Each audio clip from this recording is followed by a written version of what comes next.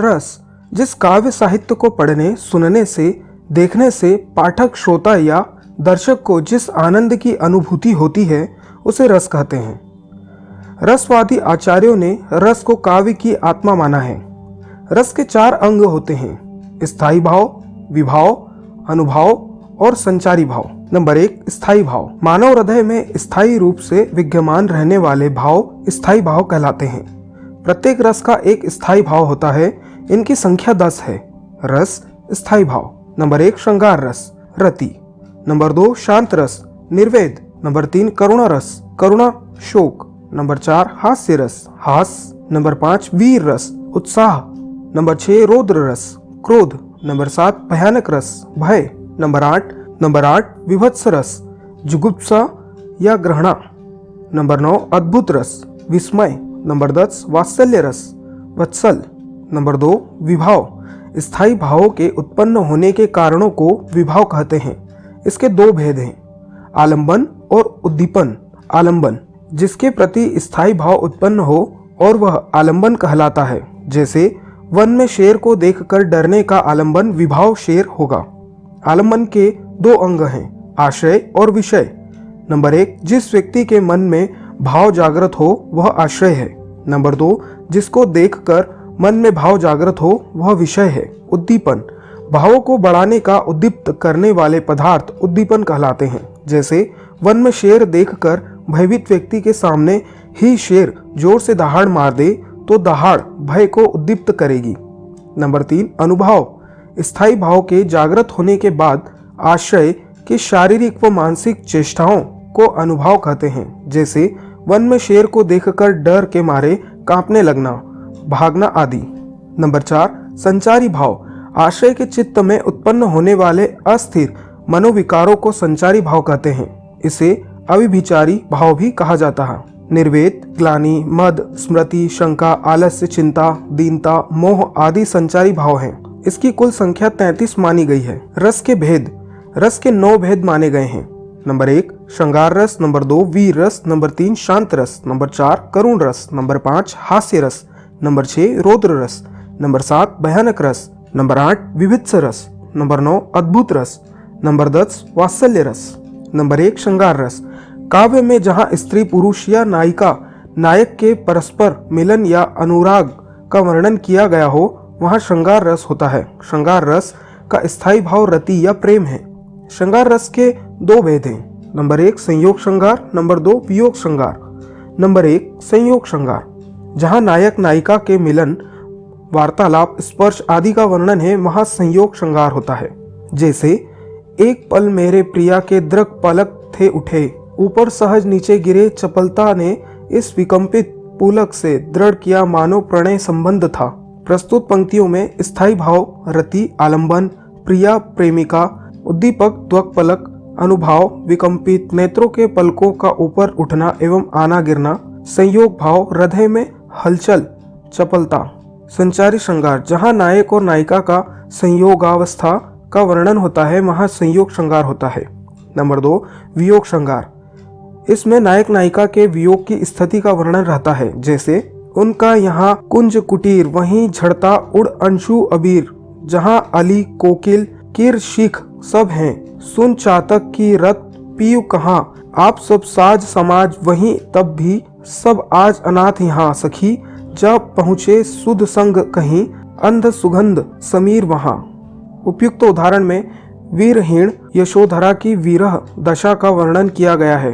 प्रस्तुत पंक्तियों में स्थायी भाव रति, आश्रय यशोधरा, आलंबन सिद्धार्थ, उद्दीपन कुंज कुटीर कोकिल और पपीहे की ध्वनियाँ, अनुभाव सखी के विषाद भरे स्वर में कथन, संचारी भाव स्मृति, मोह, विषाद। नंबर 2, रौद्र रस। जब काव्य में क्रोध नामक स्थायी भाव, अनुभाव, विभाव और संचारी भाव उत्पन्न होता दिखाई देता है तब रौद्र रस उत्पन्न होता है। जैसे श्री कृष्ण के सुन वचन, अर्जुन क्रोध से जलने लगे, सब शोक अपना भूलकर करतल युगल मरने लगे, संसार देखे अब हमारे, शत्रु रण में मृत पड़े, करते हुए यह घोषणा बे हो गए उठकर खड़े।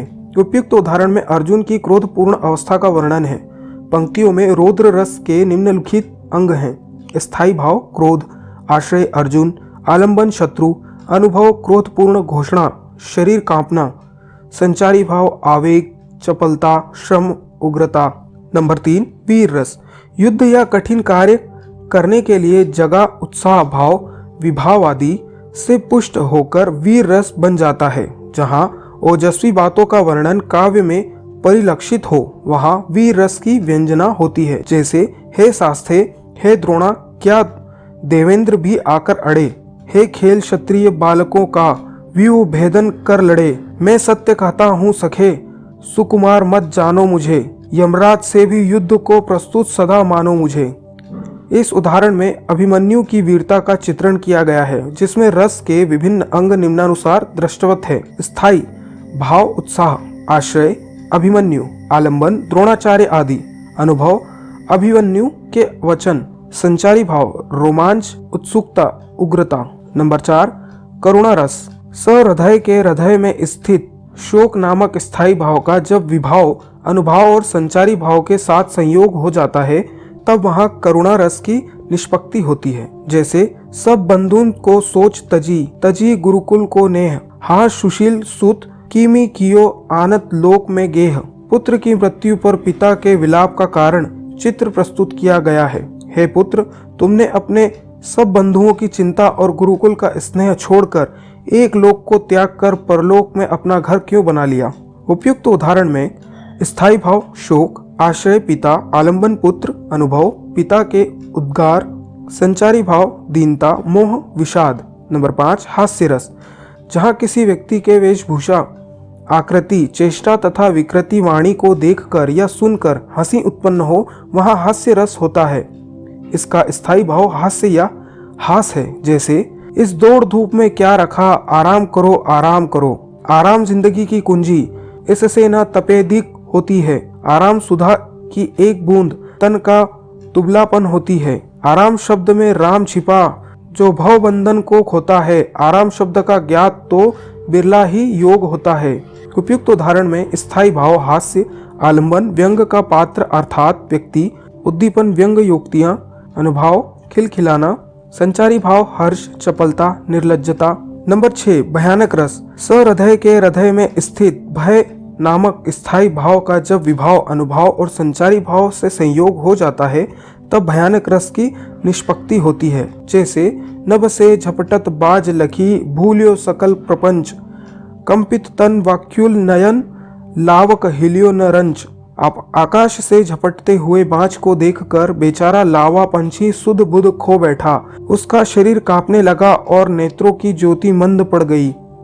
उपयुक्त उदाहरण में स्थायी भाव भय, आश्रय लावा पक्षी, आलंबन बाज, उद्दीपन विभाव बाज का झपटना, अनुभाव शरीर का कांपना, नेत्रों की व्याकुलता, संचारी भाव देय विषाद। नंबर 7 विभत्स रस, सहृदय के हृदय में स्थित जुगुप्सा ग्रहणा नाम की स्थायी भाव का जब विभाव अनुभाव और संचारी भाव से संयोग हो जाता है तब विभत्स रस की निष्पत्ति होती है। जैसे को अतड़िनी की पहरी माल इतराहत दिखावत, को चर्बी लो लोप साहित निज अंगनी लावत, को मुंडनी ले मानी मोद कुंडक लो डारत, को रुंडनी पे बैठी करेची भारी निकारत। यहाँ किसी की मृत्यु देह का वर्णन किया गया है जिसमें कोई अंतड़ी की माला पहनकर इतरा रहा है, कोई चर्बी लिए है, कोई सिर पर खेल रहा है तो कोई कलेजा निकाल रहा है। वर्णन को पढ़कर घृणा का भाव उत्पन्न होता है। अतः इसमें स्थायी भाव जुगुप्सा ग्रहणा, आलंबन रत देह का वर्णन, उद्दीपन विभाव, अतड़ी की माला पहनकर इतराना, शरीर पर पोतना, नर मुंडों को गेंद की तरह उछालना आदि। नंबर 8 अद्भुत रस, जहाँ अलौकिक या आश्चर्यजनक घटनाओं का वर्णन हो वहाँ अद्भुत रस होता है। इसका स्थायी भाव विस्मय होता है। जैसे अखिल भुवन चर अचर सब हरिमुख में लखी मातु, चकित भई गदगद बचन विकसित दृग पुलकातु। भगवान कृष्ण के मुख में सारे भावनाओं का दर्शन कर यशोदा आश्चर्यचकित हो गई। अतः इसमें स्थायी भाव विस्मय, आलंबन श्री कृष्ण का मुख, उद्दीपन विभाव मुख में भवनों का दिखना, अनुभाव नेत्र विकास, गदगद स्वर, संचारी भाव त्रास दैन्य। नंबर 9 शांत रस, काव्य में जहाँ वैराग्य पूर्ण विषय का वर्णन हो वहाँ शांत रस की व्यंजना होती है।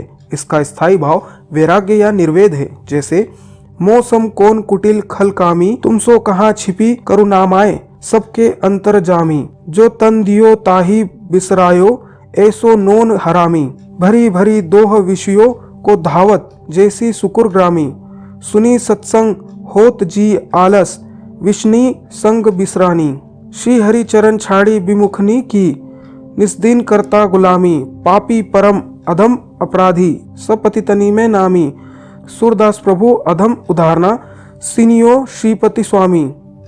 यहाँ भक्त आश्रय तथा विषय वासना संसार की असारता आलंबन है, शरीर विस्मय कर देना, उत्संग में आलस्य आदि उद्दीपन विभाव है, दोह भरकर विषय को धाना, गुलामी करना आदि अनुभाव और मति वितर्क विबोध आदि संचारी भाव है।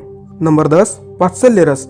संतान के प्रति वात्सल्य भाव उपयुक्त विभाव अनुभाव और संचारी भावों के सम्मिश्रण के परिणाम स्वरूप जब आनंद में परिणय हो जाता है तब वहाँ वात्सल्य रस होता है। जैसे जसोदा हरि पालने झुलावे, हर रावे दुलराय मलहावे, जोई सोई कछु गावे, मेरे लाल को आऊं निंदरिया काहे न आनी सुवावे।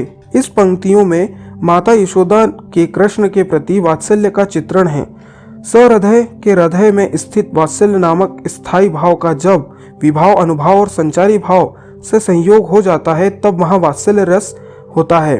अतः इसमें स्थायी भाव वत्सल, आश्रय यशोदा, आलंबन बालकृष्ण, उद्दीपन कृष्ण की नींद को बुलाकर उनका पलके मुंदना, अनुभाव यशोदा की क्रियाएं, संचारी भाव शंका हर्ष।